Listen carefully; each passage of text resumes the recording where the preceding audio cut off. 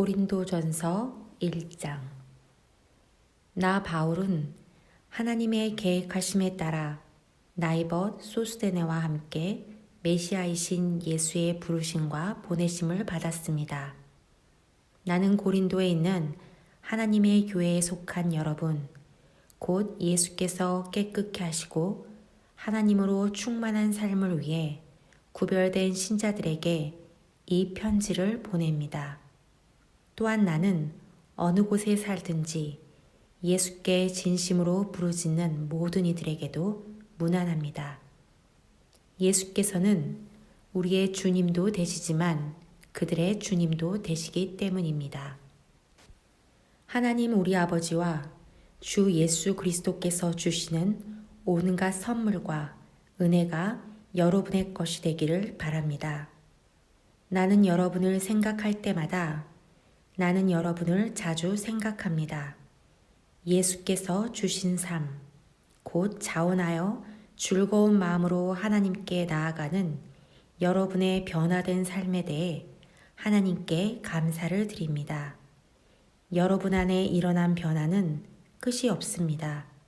그것은 말과 지식을 넘어섭니다. 내가 여러분에게 전해준 그리스도에 관한 증거가 참되다는 것이 여러분의 삶을 통해 확실하게 증명되었습니다. 생각해 보십시오. 여러분은 아무것도 필요로 하지 않습니다. 여러분은 전부를 얻었기 때문입니다. 여러분이 우리 주 예수께서 이 세상의 마지막 무대에 등장하기를 간절히 기다리며 살아가는 동안 하나님의 온갖 선물이 바로 여러분 앞에 있습니다. 그뿐만 아니라 예수께서 모든 일을 마무리 지으실 때까지 하나님께서 친히 여러분 곁에 계시면서 여러분을 흔들리지 않게 해주시고 가던 길에서 벗어나지 않게 해주실 것입니다. 여러분을 이끌어 이 영적 모험을 하게 하신 하나님께서 자기 아들이시며 우리 주님이신 예수의 생명을 우리와 함께 나누고 계십니다. 하나님께서는 여러분을 결코 포기하지 않으실 것입니다. 그 점을 절대 잊지 마십시오. 나는 깊이 우려하고 있습니다. 이제 우리 주 예수의 권위를 빌려 나의 벗인 여러분에게 그것을 말씀드리겠습니다. 절박한 심정으로 말씀드립니다. 서로 사이좋게 지내십시오. 서로 배려하는 법을 익히고 공동체로 살아가기를 힘쓰십시오. 내가 이런 말씀을 드리는 것은 근로의 가족 가운데 몇 사람이 나의 마음을 몹시도 불안케 하는 소식을 가져왔기 때문입니다. 여러분이 서로 다투고 있다는 것입니다. 내가 들은 것을 그대로 옮기면 여러분이 너나 없이 편을 갈라서 나는 바울 편이다. 나는 아볼로 편이다. 나는 베드로의 사람이다. 나는 메시아 그룹에 속해 있다고 말하면서 돌아다닌다고 하더군요. 여러분에게 묻습니다. 그리스도께서 우리가 저마다 나누어 가지도록 조각조각 갈라지기라도 하셨습니까? 바울이 여러분을 위해 십자가에 달리기라도 했습니까? 여러분 가운데 한 사람이라도 바울의 이름으로 세례를 받은 이가 있습니까? 나는 그리스보와 가이오 외에는 어느 누구에게도 세례를 주지 않았습니다.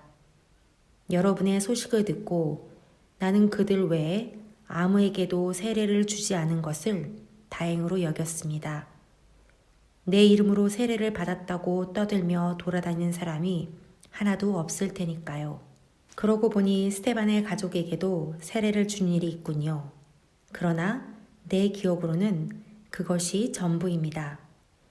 하나님께서 나의 추종자들을 모으라고 나를 보내신 것이 아니라 그분께서 친히 이루신 일에 관한 메시지를 전하고 그분의 추종자를 모으라고 나를 보내셨습니다. 그분은 화려한 말솜씨로 메시지를 전하라고 나를 보내신 것이 아닙니다. 그랬더라면 메시지의 중심에 자리한 강력한 사건, 십자가에 달리신 그리스도, 이 미련하고 어리석은 몇 마디 말 때문에 하찮은 것이 되고 말았을 것입니다. 십자가에 달리신 그리스도를 가리키는 메시지가 멸망하기로 굳게 결심한 사람들에게는 어리석은 것처럼 보이겠지만 구원의 길에 들어선 사람들에게는 완벽하게 이해될 것입니다. 이것이 하나님께서 일하시는 방식입니다. 그리고 그것은 가장 강력한 방식임이 입증되었습니다. 성경에 이렇게 기록되었습니다. 내가 세상의 지혜를 뒤집어 엎고 전문가라는 자들이 얼마나 정신 나간 사람들인지 폭로하겠다. 이 시대의 지혜로운 자나 교양 있는 자, 참으로 지성을 갖춘 자가 어디 있습니까? 하나님께서 그 모든 것이 얼마나 터무니없는 허세인지 드러내시지 않았습니까? 이 세상은 그 화려한 지혜를 가지고도 하나님을 조금도 알지 못했습니다. 그래서 지혜로우신 하나님께서는 믿는 사람들을 구원의 길로 이끄시기 위해 이 세상이 어리석다고 여긴 것, 무엇보다도 복음 선포를 즐겨 사용하셨습니다. 유대인들은 기적의 증거를 극성스레 요구하고 그리스 사람들은 철학적 지혜를 구하지만 우리는 십자가에 달리신 그리스도만을 전합니다. 유대인들은 그리스도께서 십자가에 달리신 것을 기적에 역행하는 것으로 여기고 그리스 사람들은 그것을 어리석은 일로 무시해버립니다. 그러나 하나님께서 친히 한 사람씩 부르신 우리, 유대인이든 그리스 사람이든 에게는 그리스도가 하나님의 궁극적 기적이요 지혜의 결정체입니다. 겉으로 어리석게 보이는 하나님의 지혜와 비교하면 인간의 지혜는 너무나 보잘것없고 너무나 무력합니다. 인간의 수준에서 강한 것은 하나님의 약함과도 견줄 수 없습니다. 친구 여러분, 여러분이 이 그리스도인의 삶으로 부름받았을 때 여러분의 모습이 어떠했는지 잘 떠올려 보십시오. 나는 여러분 가운데서 가장 영리하고 뛰어난 사람, 상당한 영향력을 가진 사람, 상류층 집안 출신을 그다지 많이 보지 못했습니다. 하나님께서 잘났다고 하는 사람들의 그럴듯한 허세를 폭로하시려고 홀대받고 착취당하며 학대받는 사람들, 곧 아무것도 아닌 사람들을 일부러 택하신 것이 분명하지 않습니까? 그렇다면 여러분 가운데 누구도 하나님 앞에서 스스로 자랑할 수 없다는 것은 분명한 사실입니다.